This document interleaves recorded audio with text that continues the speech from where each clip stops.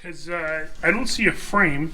I see plywood with wood glued to it. Yep. It's if you look in the back, and we probably need a light to see it. It's a little simpler. It's a little less cluttered in the back. Welcome to Season 2, Episode 35 of PlaneSavers.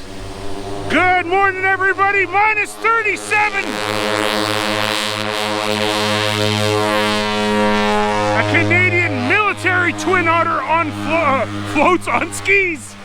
Enhancing the audio. Minus 37 degrees Celsius, which is minus 35 degrees Fahrenheit, with a minus 46 degree wind chill, folks. It is as cold as almost as cold as it gets. It does get a little bit colder.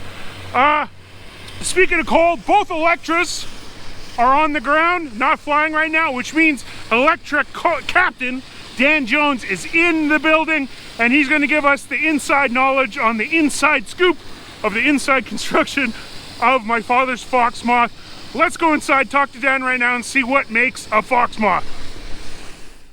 Okay, here we are in quarantine. Dan is back from flying the Electra. I'm going to sneak over on this side, and Dan is our resident expert on all vintage aircraft. Dan, before we get started, what airplanes have you fixed up and repaired in your shop?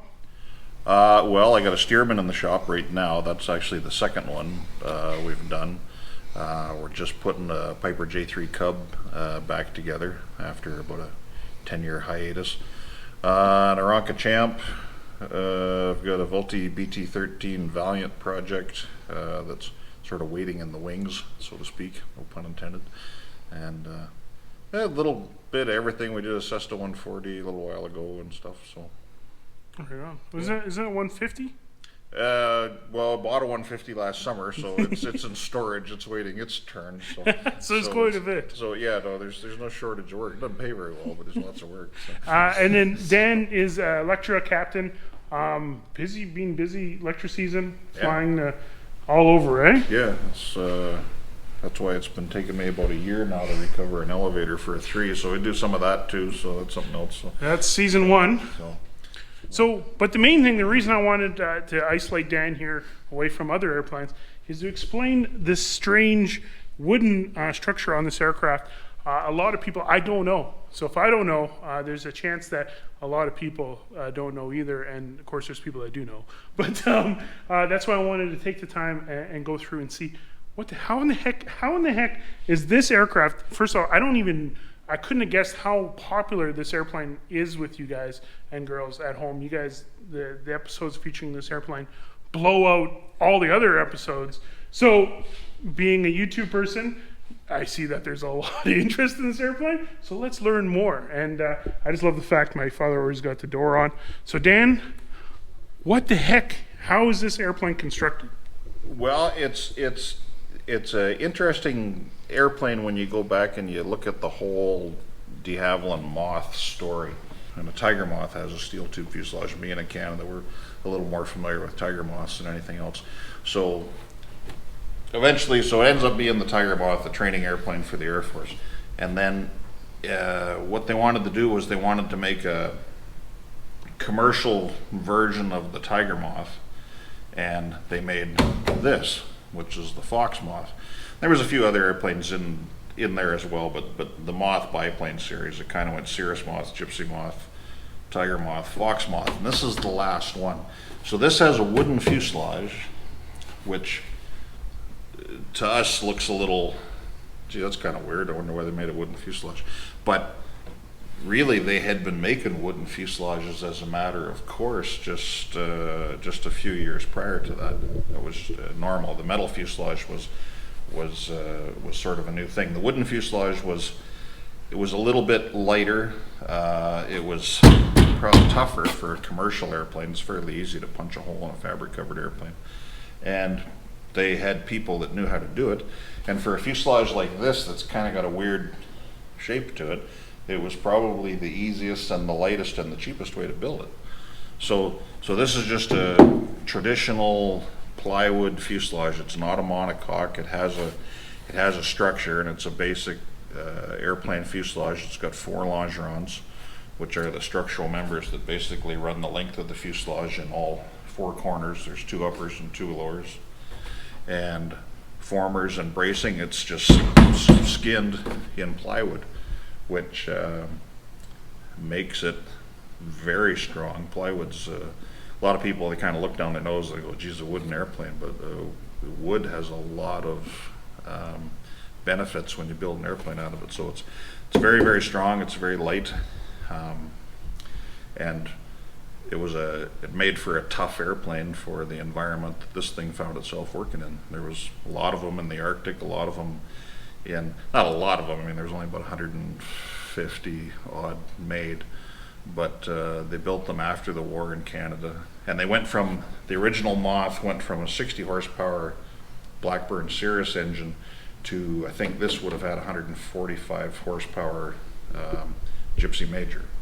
So, and you could stuff 4 people and some stuff in this thing. I mean, small people and pretty good friends at that, but.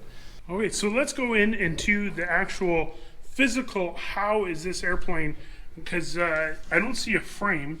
I see plywood with wood glued to it. Yep. It's if you look in the back, and we probably need a light to see it. It's a little simpler. It's a little less cluttered in the back if you look through here with it. And you can see you've got a framework of 4 longerons that run the length of the fuselage, and then there's formers, and they're admittedly pretty primitive looking formers, but that's the structure of the airplane. The first thing that I guess we'll probably do is we're going to photograph every last square inch of this thing. So, and then everything comes out and gets tagged as it comes out and gets cataloged as it comes out, so we can sit there and look at it and go, we got this, but we're missing one of these, or we got 3 of these, but we need 1 more.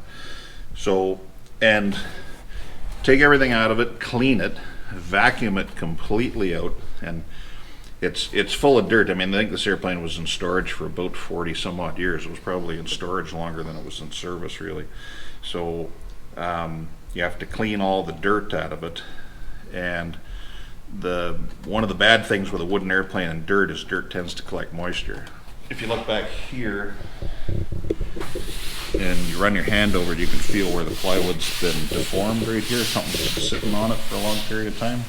So you have to see what it looks like when you get it all apart, but more than likely. Oh yeah, you can kind of see it's flattened here. Yeah, it's gone concave here because something's probably been sitting on it for 30 years. So most likely this piece of plywood would have to be removed and replaced, but you'd copy the structure exactly the way that it was done. So one thing, the big takeaway is the fabric skin is kind of like a vapor barrier / aerodynamics / it also adds a good element of strength to the wood too. Geez, so that's something I didn't know. So yeah, so different than fabric on another airplane, where fabric is to provide actual shape. That's just fabric, whereas this is fabric on top of the wood.